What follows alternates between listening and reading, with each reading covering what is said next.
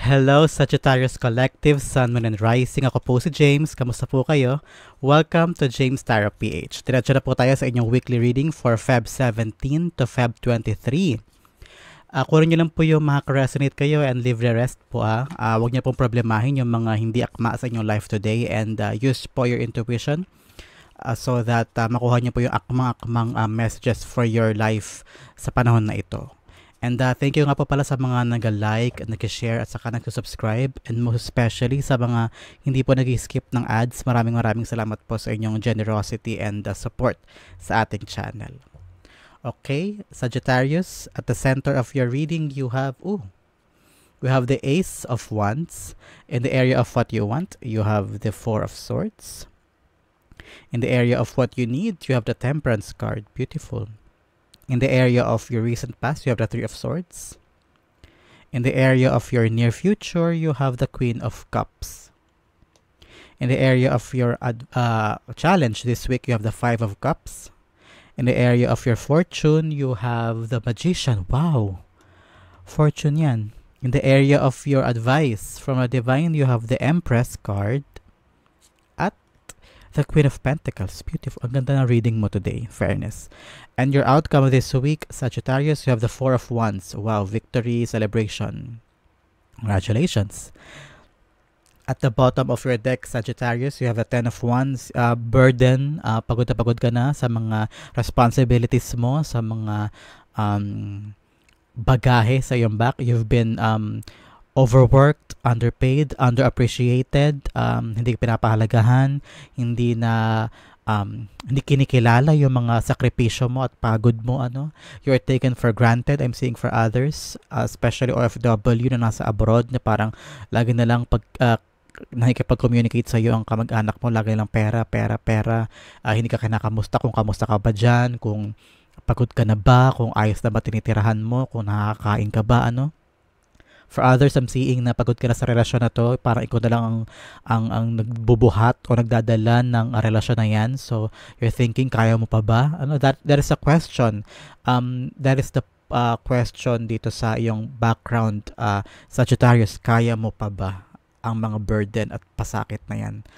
Paano mo i-assess yung bagay na yan sa iyong life? So, let's start your reading. At the center of your spread, you have the Ace of Wands. There will be an inner knowing or inner understanding na parang aha moment sa life mo. Na parang, okay, ito ang dapat kong gawin. Ito ang bagong endeavor na gusto kong simulan. Ito ang solusyon sa mga pinaproblema ko now. I'm seeing you getting that initiative, a fire within you na parang kailangan ko tong actionan, kailangan ko tong simulan, o kailangan ko tong bigyan ng atensyon. Ay, hindi mo na to ipagkasawalang bahala lang. Parang I'm hearing some time ago, hindi mo iniisip to, parang kinakalimutan mo o hindi mo pinapansin, pero now kailangan mo actionan tong bagay na to, and you're seeing a solution, you're seeing a way, finally, a route kung paano mo susolusyonan o gagawin itong bagay na ito. I'm also seeing you starting a new job or starting a new negosyo. Parang magsisimulan ka halimbawa na konting kakanin o maliit lang na tinitinda. Parang sabi mo, okay, gagawin akong bago, itong gusto kong gawin. For others, meron kang sideline na sisimulan. For others, Sagittarius, I'm seeing parang this time you're gonna put both of your feet sa floor and kakausapin mo na tong taong ito, didiretsahin mo na ito yung opinion mo, ito yung nararamdaman mo, ito yung gagawin mo, So, may pag-action, meron kang sisimulan, may initiative within you to do something. Okay?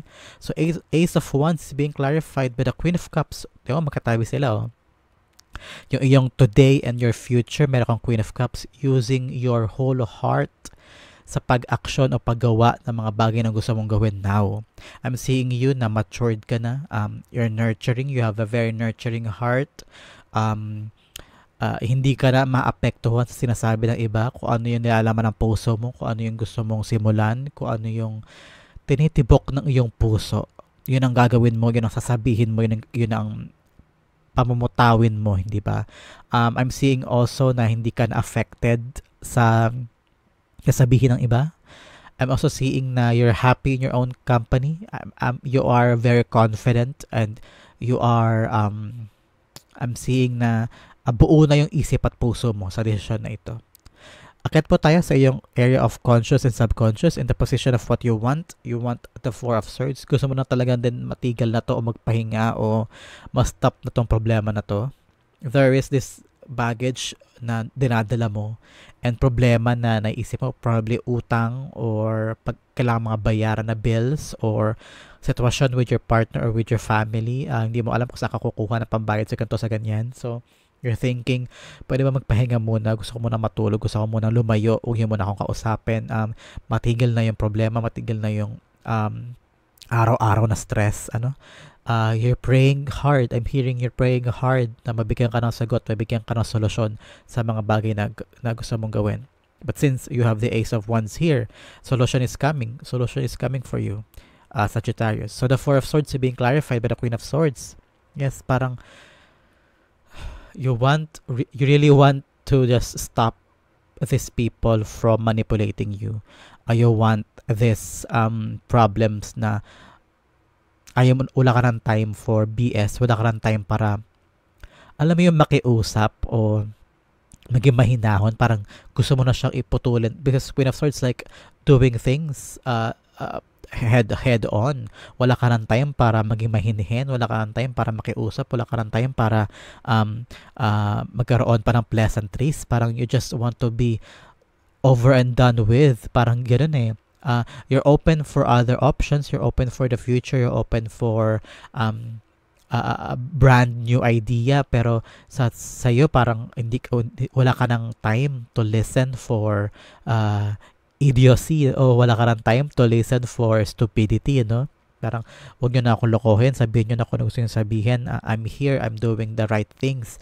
Yung decision mo very, very firm, wala ka ng time for paligoy-ligoy, yes or no, and this is the decision, this is the solution para sa'yo. But what you need daw is temperance. Kailangan mo daw ng tiyaga eh. Kailangan mo daw pasensyoso eh. Kailangan mo daw maging pasensyoso o pasensyosa sa bagay na ito. Hindi mo daw, I'm hearing, hindi daw mo dadaan to sa mabilisan o sa takutan o sa sigawan o sa I'm hearing sumbatan. Yeah, I want you to know na Temperance card is being governed by Archangel Michael. So pray more, pray for guidance kung anong dapat mong gawin, kung anong dapat mong sabihin, kung paano yung approach na dapat mong approach sa mga taong ito o sa sitwasyon na ito. Go with the flow of from one thing to the other. May mga solusyon ka dyan. So daanan mo yung proseso na yan. Ask for advice from different people kung paano mo parang, paano ko ba ito gagawin? Paano ko ba ito solusyonan? So, magkaroon ka ng iba't ibang insights sa kung paano mo solusyonan yung problema mo para ma-lessen tong baggage. Magkaroon ka na ng katahimikan na peace of mind and also para maputol mo na yung mga maling connection sa life mo. Okay? So, the temperance is being clarified by the Four of Swords. Clarify kung ano daw yung minamadali mong bagay, kailangan mo daw mag-slow down. Dalawang card na to about slowing down ha. Kasi temperance is parang delays eh. So with the Four of Swords, kailangan mo daw maghinay-hinay sa mga bagay na gusto mo. Daanan mo talaga tong proseso na to at maghinay-hinay ka at huwag ka magmamadali. Okay, Sagittarius? In the recent past, you have heartaches, sorrows, disappointments, probably from a lover, sinaktan ka, iniwan ka o nagkulang siya sa'yo o nagsinungaling sa'yo o sumama sa iba. For others, I'm seeing na na-reject ka sa job or na-lay off ka. For others, there was a dispute from family members or sa katrabaho. So, in the past, talagang gulong-gulo ka. Feeling ko kasama to sa mga baggages na dala-dala mo. Parang marami kang kinim-kim na hindi mo masabi o hindi mo ma-blurt out to other people. So, the Three of Swords ay Page of Cups ang nag-clarify sa kanya. So, I'm seeing there was a news that came to you, an information, you learned something, you discovered something, an information halimbawa sa lover mo o sa mga anak mo. Kung ikaw may nasa abroad, may nalaman ka sa pamilya mo and it broke your heart, probably niloko ka o ginastos yung pera mo for something o merong nagsinungaling sa'yo, ano, and nakadagdag yan sa bigat ng dinadala mo, ano. So, there was an information or a truth na dumating sa'yo in the past that really broke your heart and pwede mga maling pangako o mga maling sinabi na hindi tinupad, okay? But in your near future, rejoice, Sagittarius, kasi meron kang peace of mind, tranquility, you enjoying the company of yourself. Wala nang kahit sino man ang makakapanakit sa'yo because I'm feeling that you are complete in the near future. May paparating sa'yo in the near future that gonna make you so happy and make you so complete and unbothered. That's the right word. Magiging unbothered ka in the near future na wala nang panakit sa'yo o makakasira ng peace mo o peace of mind mo. You're gonna be complete. You're gonna be so happy in the company of yourself, in your own serenity, and gonna focus more on yourself in the near future, Sagittarius. So the Queen of Cups is being clarified by the Ace of Pentacles. Yes, may darating sa'yo talaga na biyaya o new opportunity, a new project, or a new life somewhere else, or a new endeavor o new negosyo na doon mo itutuon yung buong attention mo, and you will be very very focused on that. Papalaguin mo yan, magiging masaya ka on that process, and hindi mo nakakailanganin yung mga ibang tao na nanakit sa'yo and yung mga bagay in the past na nahirapan ka. So you're gonna be having this unbothered life kasi may abundance sa darating sa'yo in the future. Nagagaan na tong baggage na dinadala mo. Your challenge this week, Sagittarius, is regrets. Regrets, disappointments, mga pangakong hindi natupad, mga bagay na inabot mo at pinangarap mo na hindi mo nakuha. So, ang challenge sa'yo ay mag-focus sa mga gandang bagay kaysa mag-dwell sa mga maling bagay, sa mga negative na bagay. So, master that ability to really focus on the good things rather than focusing on the bad things. I'm also hearing forgive yourself from the mistakes in the past. Forgive yourself from your participation in the painful experiences na naranasan mo. So, open up your heart. Look at this beautiful fifth cup na nandiyan, na naghihintay sa'yo to open up and catch it. And new opportunities, new adventure, new people darating sa'yo. So, yan ang challenge sa'yo to shift your perspective on brand new things. So, the Five of Cups being clarified by the Eight of Wands. Yes, kailangan mo daw kilalanin na you're on a brand new beginning. You're on a brand new start. Kailangan mong kilalanin na may bago ka ng simula. May bago ka ng ruta. Huwag ka na mag-dwell sa mga bagay na tapos na. Embrace changes, embrace new endeavors, new opportunities. Darating sa'yo ito na mabilisan, so you really have to grab it. You really have to, don't take it for granted, yung mga darating sa'yo. So, open up and embrace new things kasi you're on the right path, and good news after good news after good news. So, probably ma-overwhelm ka, so ang challenge sa'yo is to accept them and take one thing at a time, and don't reject good things paparating sa'yo, okay? In the area of your good fortune, which is really beautiful, Magician, you have the power this week to manifest things na gusto mo sa life mo. If you want to do this, you have the power to do that. If you want to do that, you have the power to change the things na gusto mo baguhin dyan. Make sure that you're manifesting things very clearly and precise this week, Sagittarius.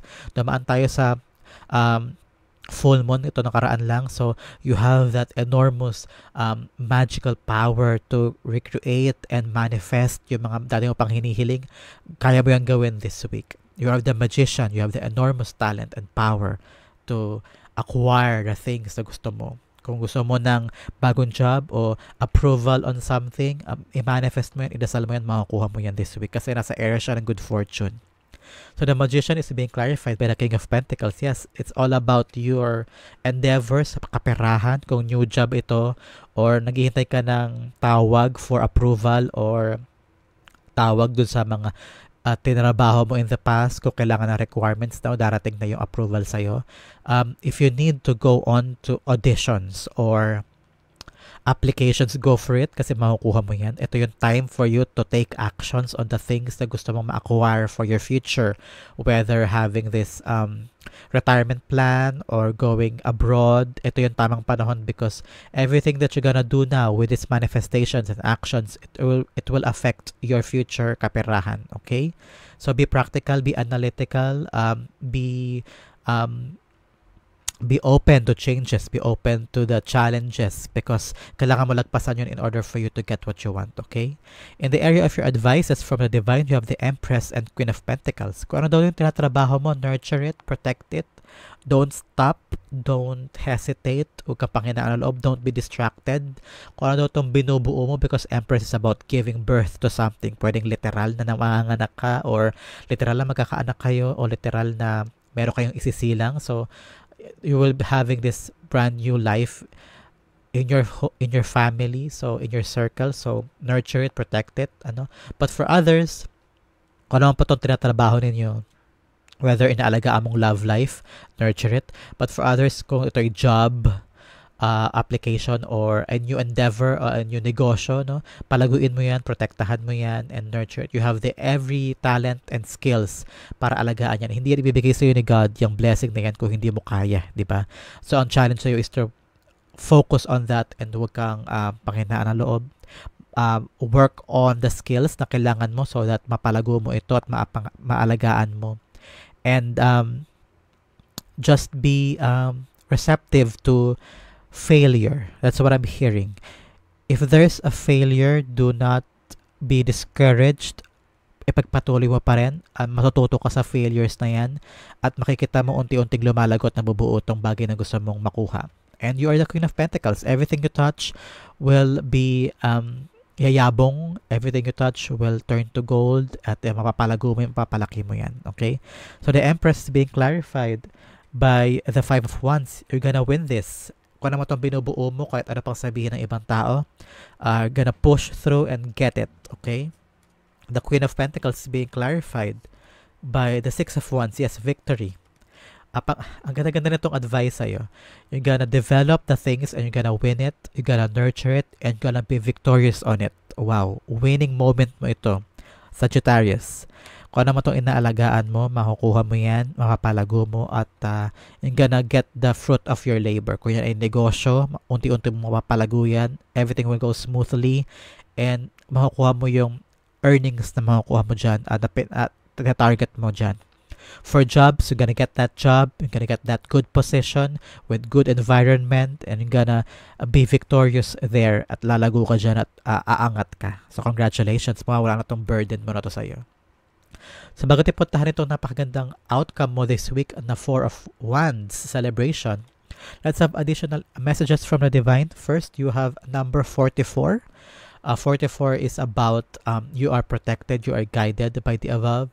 So 44, if this is your age or a significant number for you, this is definitely a confirmation na itong messages ay para sa'yo. Kung nakita po kayo ng Panther anywhere, Panther, whether pictures, personal, o internet, o napag-usapan, o napanood mong pelikula, you have Panther, Black Panther. This is a clarification that this message is for you. Panther spirit, reclaim your power. Yes, from heartaches, from the information na nagpadurog sa puso mo, from the burdens, reclaim your power. You have the Queen of Cups. Use your whole heart and everything that you can muster to reclaim everything na nawala sa'yo and move forward with the fortune na parating sa'yo, and you will reclaim the power na once na nawala sa'yo. Another message is the end of a tough cycle approaches. Patapos na daw lahat ng paghihirap. Brand new star, victory is gonna come to you. Winning moment mo to. Nurture the things and you're gonna manifest the things na gusto mo and gonna celebrate with the outcome. Another message is overcoming obstacle. Yes, overcoming all of this and the burden. You can overcome anything daw. Wow. Beautiful message for you this week, Sagittarius. Overcoming everything na pinagdaanan mo and you're gonna celebrate. Yes, with the outcome, celebration, Four of Wands, whether going to a birthday party or a wedding or christening.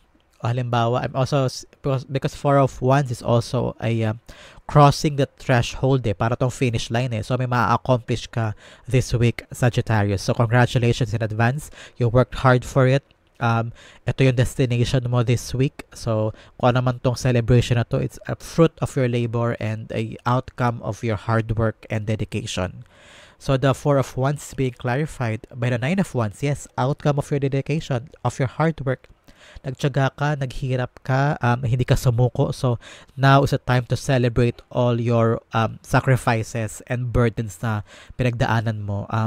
There will be a good news coming to you this week, whether a promotion or bagong pagkakakitaan, or may ka-graduate sa family mo, o merong ipapanganak, o merong bibinyagan, o may ikakasal. So good news is a reward for your hard work, reward for everything that you did. Hindi ka sumuko So it's time for you to celebrate. It's time for you to reap the rewards na sagot at kapalit ng mga pinaghirapan mo. So what a beautiful and auspicious reading for you this week, Sagittarius. Good luck and congratulations. So that is our weekly reading for Feb 17 to 23, Sagittarius. Thank you again for watching. Don't forget to like, share, and subscribe.